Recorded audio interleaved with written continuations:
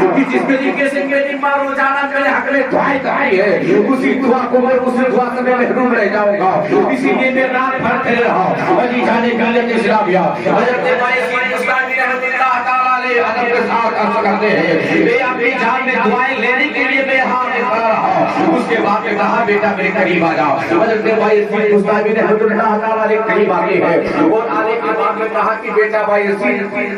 پانی مجھے دے دے. اس کے بعد میں جانتے ہو کڑاکے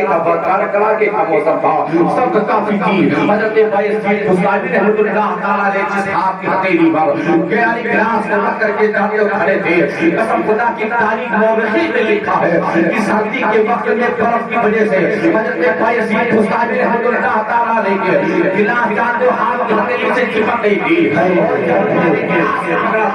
گلاس کو اپنی طرف کھینچا تھا تو جانتے ہو برف کی وجہ سے جم کر کے حضرت بایزید بستامی رحمۃ اللہ تعالیٰ کے ہاتھ کی ہتھیلی کا چبڑاؤ نکل آتا ہے, خون کا فوارہ جاری ہو جاتا ہے. جب ماں کی نظر حضرت بایزید بستامی رحمۃ اللہ تعالیٰ کی ہتھیلی پر پڑتی ہے, خون کا فوارہ جاری ہے تو جانتے ہو اللہ رب العزت کی بارگاہ میں حضرت بایزید بستامی کی والد ماتا ہے اللہ کی بارگاہ میں عرض کرتی ہے یہ میرا پیارا بایزید ہے, یہ تیری خدمت ہے, اس نے پوری رات کو قربان کر دیا ہے. اے اللہ میں تیری بارگاہ میں دعا کرتی ہوں کہ اے اللہ میرے بیٹے کو کہیں آگے نہ دینا, بلکہ میرے بیٹے کو اس مقام پر فائز کر دے رہا ہوں کہ چاہے وہ میرے وقت کا ڈیم ہو, چاہے میرے وقت کا چپی ہو, جو بھی ہو میرے بیٹے پہ قدموں میں آ جائے, میرے بیٹوں پہ آج چلی پڑے ہیں, چاہے میرے وقت کا چپی ہو, چاہے تحریہ ہو, چاہے کتنا بھی بڑا آدمی کیوں نہ ہو. حضرت بایزید بستامی کے قدموں میں گرتا پڑا جاتا ہے. حضرت بایزید بستامی سے دعائیں لیتے جاتا ہے. کہنے کا مقصد یہ ہے کہ حضرت بایزید بستامی رحمۃ اللہ تعالیٰ علیہ کو تقویٰ کی بنیاد پر نہیں, نماز کی بنیاد پر نہیں, محبت کی بنیاد پر نہیں, بلکہ بس پتا کہ اللہ نے جو کام کیا تھا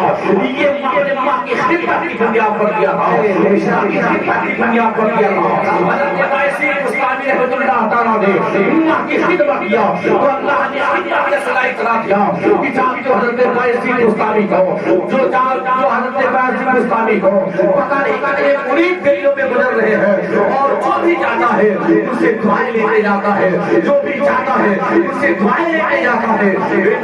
میں آپ سے کہنا چاہتا ہوں وہ وقت کا بری ہو کر کے اللہ رب العزت ایک ماں باپ کی خدمت کرنے کی وجہ سے اللہ اتنا مقام دے سکتا ہے. خدا کے نوجوانوں کی چیلنج کے ساتھ کہتا ہوں ہماری کمائیوں میں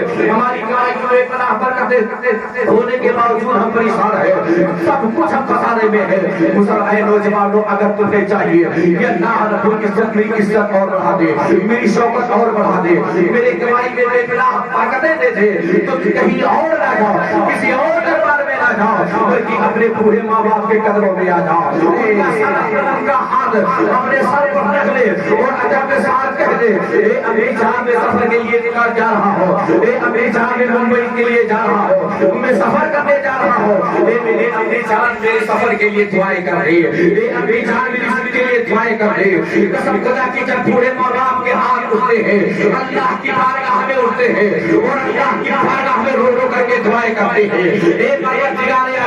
یہ میرا بیٹا ممبئی کا سفر کرنے جا رہا ہے, اے اللہ میرے بیٹے کے سفر میں آسانیاں فرما دے, اے اللہ میرے بیٹے کی کمائی میں کوئی بڑا برکت عطا کر دے. میرے آقا ارشاد فرماتے ہیں کہ جب ایک ماں باپ کی بارگاہ میں دعائیں کرتے ہیں تو قسم خدا کے ہاتھ نیچے آنے سے پہلے اللہ ان کی قدموں میں برکتوں کا نزول فرما دیتا ہے. اللہ رب العزت ان کی عصمت کو بھر بنا دیتا ہے. خدا کی قسم کو نصیب ہو کہ جس کے پاس ماں باپ ہے, جس کے پاس ماں ہے,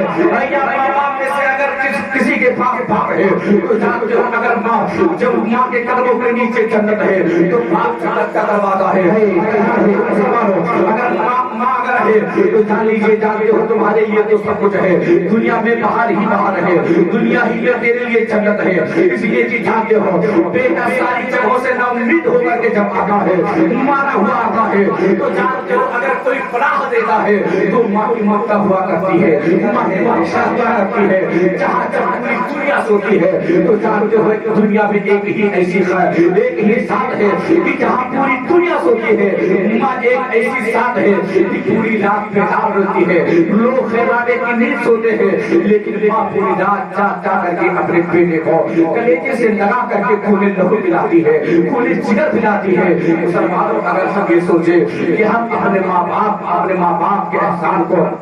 بھلا کر کے ہم ماں باپ کے حقوق کو ادا کر دے تو پوری زندگی وہ اگر یہ چاہے کہ میں ادا کر لے جاؤں تو قسم خدا کی پوری زندگی کی دولت کو اگر اٹھا کر کے ماں کے قدموں میں ڈھیر کر دے تو مسلمانوں کبھی بھی ماں باپ کو ادا نہیں کر سکتے۔